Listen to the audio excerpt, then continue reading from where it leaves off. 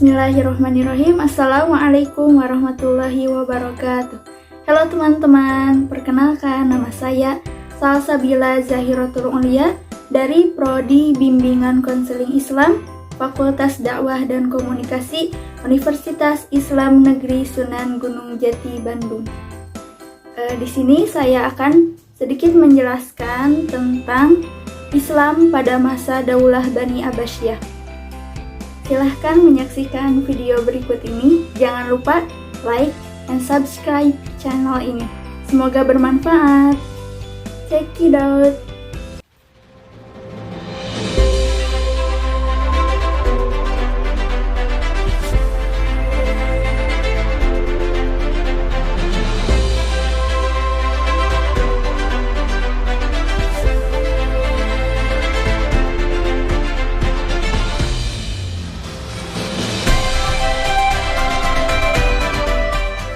Baik, di sini saya akan menjelaskan tentang pengaruh Bani Buwayhi. Pengaruh Bani Buwayhi ini terjadi di periode ketiga, yaitu tahun 334 Hijriah sampai 447 Hijriah atau 945 Masehi sampai 1055 Masehi.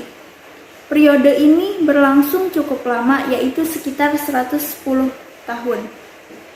Di mana periode ini dikenal bahwa yang menguasai Bani Abbasiyah adalah Bani Buwayhi. Periode ini juga disebut dengan periode pengaruh Persia kedua. Yang berkuasa secara simbolik saja pada periode ini adalah khalifah yang ke-22, yaitu Al-Mustaqfi, hingga pada khalifah yang ke-26, yaitu Al-Qaim. Pada masa khalifah Al-Qaim inilah Seljuk atau Turki mengambil kekuasaan kembali atas Abbasiyah dari Bani Buwayhi. Maka pada periode inilah berakhirnya kekuasaan Bani Buwayhi dan dilanjutkan pada periode keempat. Pada masa Bani Buwayhi, khalifah dari Bani Abbasiyah benar-benar tinggal nama saja. Pelaksanaan pemerintah sepenuhnya ditanggung oleh amir-amir dari Bani Buwayhi. Setelah Baghdad dikuasai, Bani Buwayhi secara resmi memindahkan markas kekuasaan dari Shiraj ke Baghdad. Tetapi Shiraj atau Iran tetap menjadi kubu yang lebih berwibawa dan berpengaruh dibandingkan Baghdad. Selanjutnya periode keempat yang berlangsung sekitar 139 tahun. Ini adalah periode terpanjang Bani Abbasiyah. Periode ini berlangsung dari masa khalifah yang ke-26, yaitu Al-Qaim, hingga yang ke-34, yaitu Khalifah An-Nasir.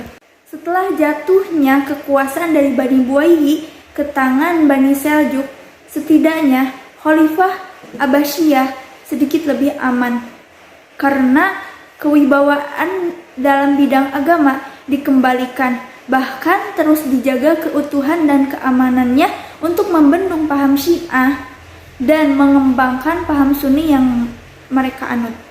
Selanjutnya adalah masa kemunduran. Kenapa Bani Abbasiyah bisa mundur? Tentunya ada faktor-faktor yang menyebabkan kemunduran tersebut.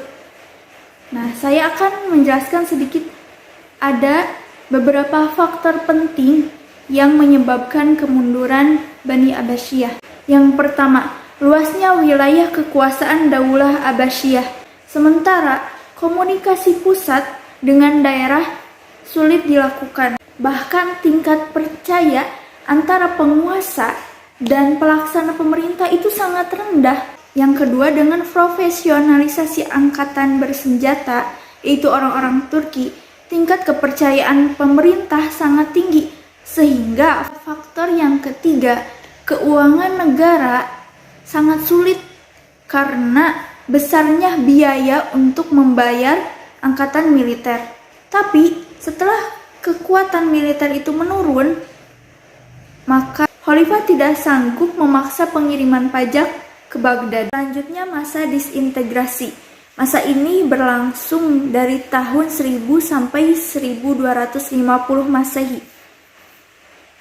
Sebelumnya, kenapa sih bisa terjadi disintegrasi atau perpecahan tidak adanya persatuan. Nah, seperti yang terkenal bahwa Bani Abbasiyah itu lebih menekankan pembinaan dan peradaban kebudayaan Islam dibandingkan politik. Dari sinilah provinsi-provinsi yang di pinggiran mulai lepas dari genggaman Bani Abbasiyah. Ini ditandai dengan pemberontakan pemerintahan lokal kepada pemerintahan pusat, sehingga mereka mendapatkan kemerdekaan penuh.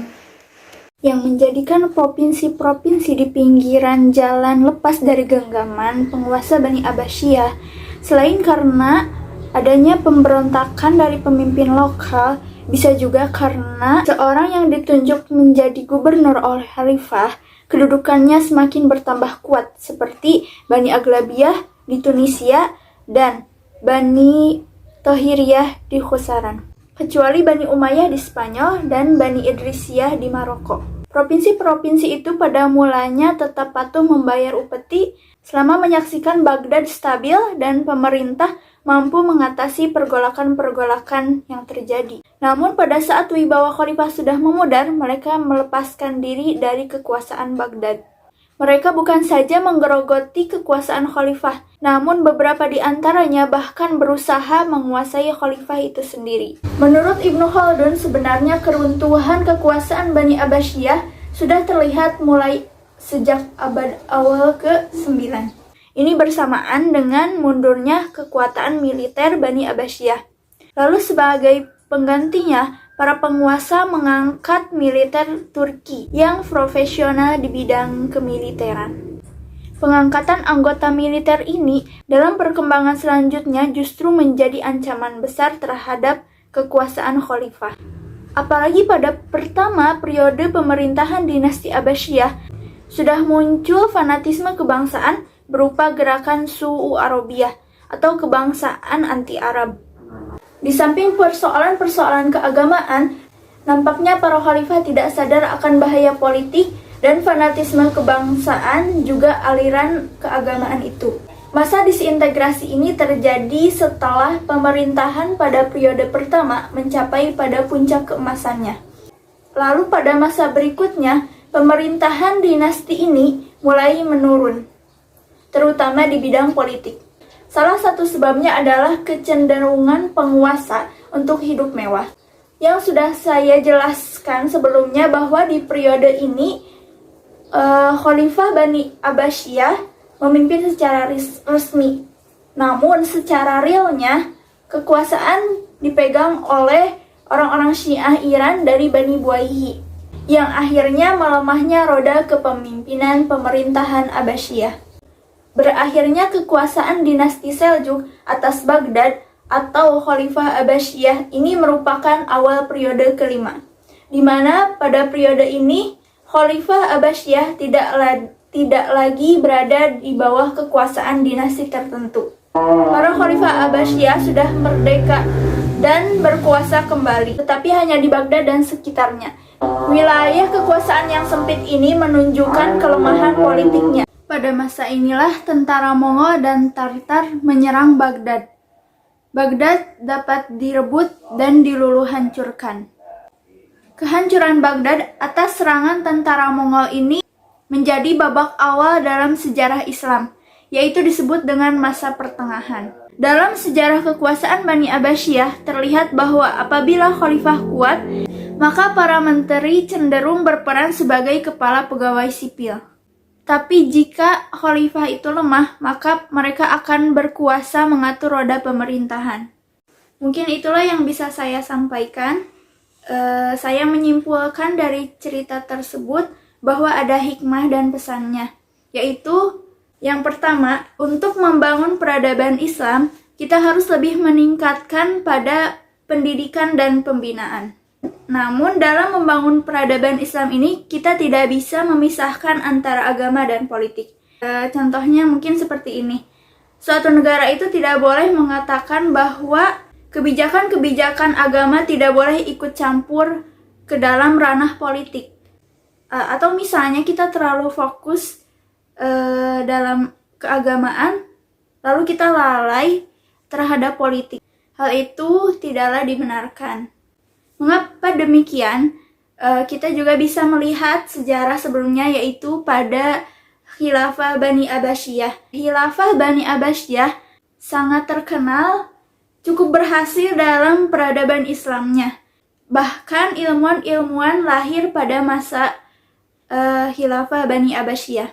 Tetapi pada akhirnya Khilafah Bani Abbasiyah mundur karena salah satu faktornya yaitu mereka lalai terhadap urusan politik.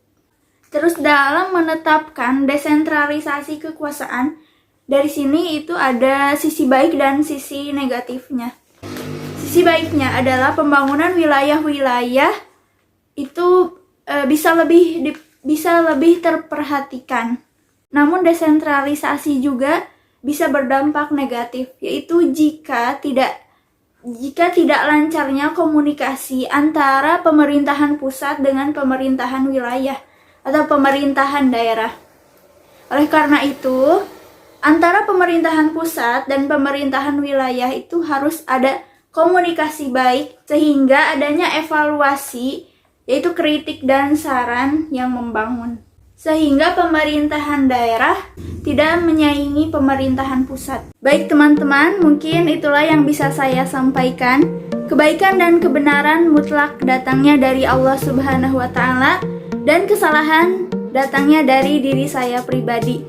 Oleh karena itu, kepada Bapak dosen dan juga teman-teman, saya mohon kritik dan saran yang membangun. Terima kasih semuanya. See you. Wassalamualaikum warahmatullahi wabarakatuh.